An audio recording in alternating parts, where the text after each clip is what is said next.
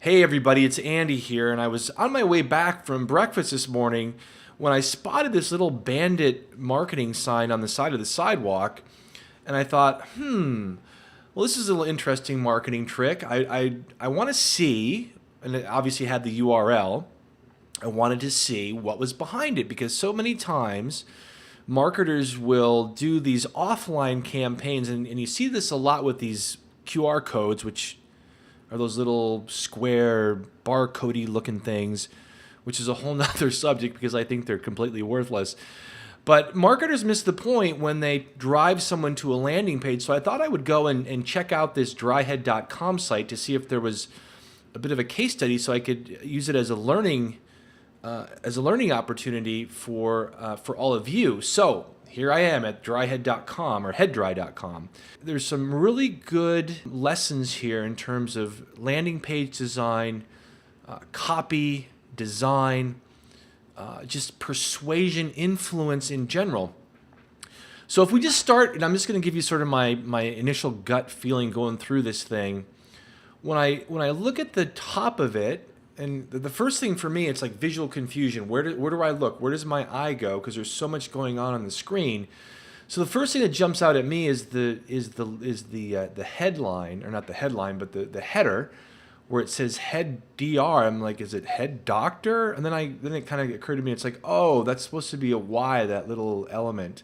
It doesn't tell me what it is, kills the shine, blocks the sun, blah, blah, blah. And the other thing, too, and my friend Tom Trush, the master copywriter, would have a lot more impact, or a lot more input, rather, on the copy here. But for me, that headline, the first problem with it is that it's on a reversed type on a dark background, which makes it difficult to read. And in some cases, you can get away with that kind of thing, depending on what you're designing. But for the headline needs to be the first thing that people see and read. It has to be, very clear, very value proposition, benefit driven, which this one kind of is. Oily, shiny, bald head or shiny forehead. Okay, so that's obviously for bald people. Neutralize the oil, which, I don't know, to me makes no sense. So if we go down from there, there's a big problem with the headline. Your eye doesn't know where to go. I go to this video. So this little subhead, there is nothing on the market that is just for bald men who have a shiny head. So it's talking about the product. It's all product driven. It's not talking about the benefits of the product for the person with a bald head. I go back to, I learned all this stuff from my friend Tom, whose book The You Effect just talks about how companies talk about themselves and they're not focused on their marketplace or their customers. And I think this is an example of that. Now, if we watch this video, this little intro video. Tired of having that greasy, shiny head? Introducing a revolutionary new product, Head Dry. It kills the shine, blocks the sun, and it cools your head. It's all natural, and it's available now at headdry.com. So I think that's good. That's a good teaser that tells you exactly what the benefits are. Kills the shine, blocks the sun, cools your head. All good stuff if you're bald, I imagine. But the thing of it is, and you see this, people, they get lazy and they don't want to make an extra video just for the homepage. They make this multi-purpose video. Well, I'm already on headdry.com. There needs to be a call to action on this video. In this case, it's going for an instant sale, which I think is a mistake. There should be some way to get an email address, because one of the most fundamental important things you can do with your website is to collect leads, is to build a list. That is going to provide you with the most value over time. He could, I don't know, come up with some sort of something to get in exchange for your email address for this kind of product. I don't know. Maybe it's a free sample. Maybe he's not in a position to do that. I don't know.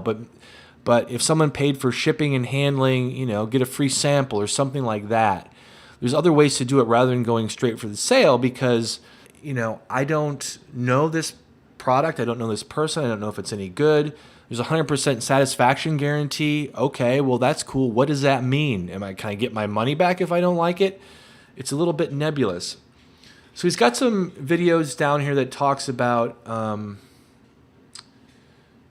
don't know if these are testimonials. I started losing my hair when I was So he's talking It's to, called head dry. and he's talking about himself, and he talks about how you use it. That's cool. That's all good.